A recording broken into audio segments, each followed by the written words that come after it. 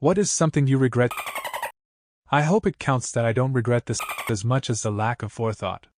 My wife and I have a couple we've been friends with for a while. After a bunch of discussion and rule setting, what you expect happens and we plan a foursome. The girls are bi, and they plan everything. The day arrives, the girls play a long time before they decide to swap partners. Wife and the other guy are fooling around, so the other girl and I start fooling around. She starts orgasming pretty quickly, and I am keeping an eye on my wife to make sure things are good. She gives me a thumbs up and we continue. Now the woman and I end foreplay and start having. She starts, so I get towels and she's laughing and apologizing. I say it's fine and we get back to it, and she's again. No problem, towels are good. It's been maybe 10 minutes since foreplay ended, but it's a lot of towels and talking. I remember to check in on the other two. They are not having. My wife is shrugging at me, so I say I am making drinks for everyone, and we should take a break. They make some excuses, we fool around with our own partners a while, and we call it quits and say we will talk tomorrow. Our friends avoid answering our calls a few days, which we understand might be a problem. Finally, they answer, and we find out the problem. The woman does not orgasm regularly, and she has never before. We tell them we are coming over immediately. They were on the verge of breaking up their engagement because they couldn't understand what happened.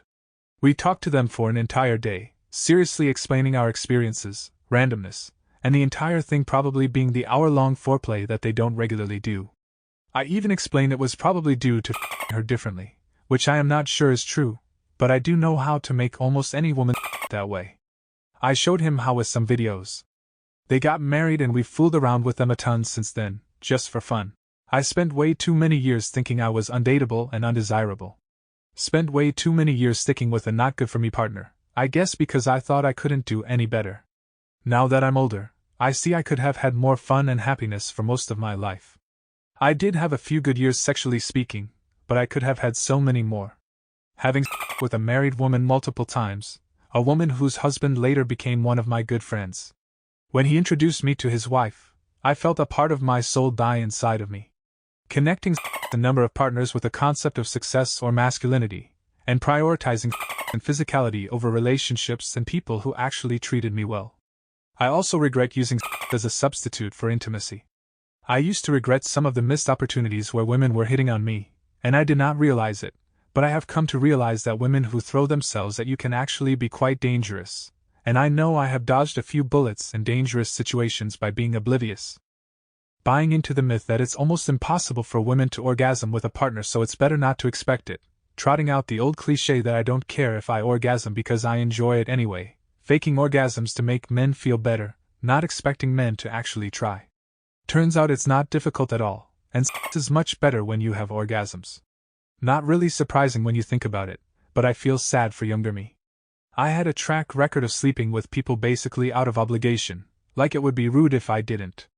I never slept with anyone I didn't want to have sex with theoretically, but I was really bad at approaching the topic that I just wasn't in the mood at that time. I think it was particularly difficult to address because there is this pervasive idea that men are always up for it, and I had a lot of people take it personally when I tried to say no. So, I kind of just stopped saying no. It was definitely a part of my people-pleasing tendencies, but it really got to me after a while, and made me feel like my sexuality wasn't my own and it was something I owed to others. From a purely sexual standpoint, I regret getting with my girlfriend. We've been going out for 2 years and live together, but I am immensely dissatisfied, and I think about it daily. We have an absolutely amazing relationship, and we love each other dearly. But I can't help feeling that all the warning signs were there that I chose to ignore on the sentiment that things would improve. She's a very attractive woman, but she has a lot of issues regarding in the sense that she doesn't see it as a way to form an intimate bond with a partner, but essentially as a form of dopamine and endorphin release. She never takes an active role, and I honestly feel like I exist to satisfy her.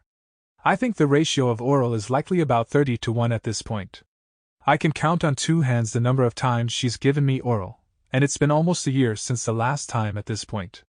I feel absolutely undesired by her due to her lack of impetus in the physical side. Oh, and what's more, she was basically the girl that everyone slept with at college, having slept with 35 or more people.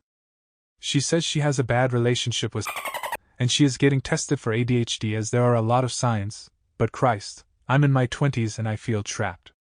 I'm 27, male and virgin. I have a career which many would envy, but my sexual frustration is off the charts, and I feel so miserable. Due to this sexual frustration, I got addicted to ongo for a year, which had a bad effect on my first job. I don't feel confident of my achievements, feeling like a loser after losing my teens and 20s.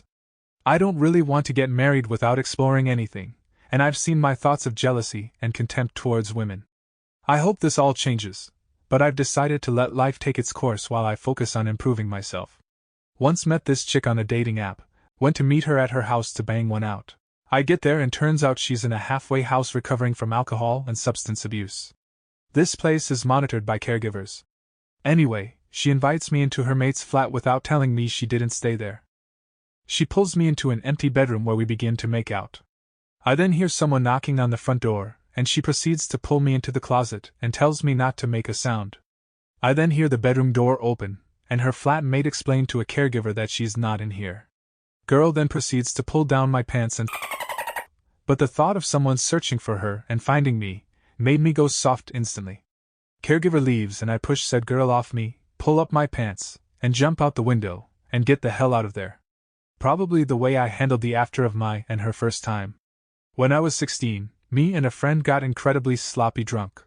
We had previously drunk with friends, but this is the first time I remember ever being this far gone. We were not romantically involved, and while neither of us were extreme goody-goodies, we were active churchgoers and part of youth group-type school clubs. Leading that lifestyle, we weren't the most popular kids, but not outcasts by any means, completely average. Anyway, we got super drunk, started to make out, snuck off and got carried away. Did literally everything we had ever heard of, hands, faces, and legs going every direction, nothing was left undone. To this day there's nothing I've done with others we didn't do that night. We left the car a disaster zone. It may sound hot, but it wasn't. I was literally vomiting out, and on, and around the car during it. It was both our first times, awkwardness, blood, mess, vomit, apologies, and some pleasure. A true exercise as we didn't know what the hell we were doing. We just couldn't stop and kept going for hours. For the next week I was like a deer in headlights. I didn't really know what to do with this change in life. The world was different, and I didn't really know what to do with it. I didn't know who I was or what to do next. She showed up at my door a couple days later with just armfuls of presents for me. She obviously wanted to connect, or at least acknowledge what happened. I took them and awkwardly thanked her, but I didn't know how to talk to her or what to say. I was super lost, so I just kind of made an excuse to go back inside. Since it was the holidays, there was no school. So I was just home for a while alone with family. I avoided her at school when we got back. I didn't know what to do next. Like a coward, I just kind of avoided the issue altogether and hung out with other people. She previously had been a Christian wait until marriage type. It's obvious she wanted to connect after what happened, and I totally blew her off. She went kind of goth wearing after that for a while. I'm sure she was in a dark place. A few months later she had graduated and moved, and I never saw her again. I have felt like a real piece of shit about it ever since. Moving forward, 20 years now, it is clear it was a turning point in her life. I found her online and thought about reaching out to apologize, but I decided that was a really narcissistic thing to do after all this time. So I sit here, telling you about it instead. If you're reading this, and this story could apply to you, please know that while I can't speak for everyone's partner in that situation, you can know that at least one person knows they were a total hole about it, and you didn't deserve what happened. I'm sorry. It was my first time going out on a date. The date went well, and she invited me to her house. She said she'll be right back and went to the bathroom. She came back completely naked and with a condom saying, "You don't mind if we have today, right?" I was completely unprepared, wasn't even turned on and didn't know what to do, but still said, "Sure, why not?" Because it was going to be my first time. There was no foreplay. I really quick, and to that she said, "Damn, that's it." This still gives me performance anxiety. It's been 6 years now, never met her after that, of course. I have been in a healthy relationship with someone else too, but I can never forget that experience, and what she said whenever I think about letting the girl of my dreams go too easily. It was the early 90s, I was on a work visa in Australia, and there was a major recession. I met her on her family's orchard, a lowly fruit picker. The attraction was instantaneous. I had to be with her. We fell head over heels. She was studying, but I couldn't find work, no matter how hard I tried.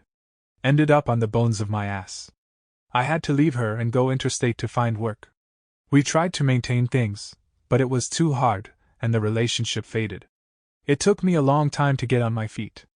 I realized later that she held a mirror up to me, and I hated what I was, inadequate and lacking some basic requirements, a decent vocation, and a sense of self for one thing, but being on the other side of the world without any support didn't help either.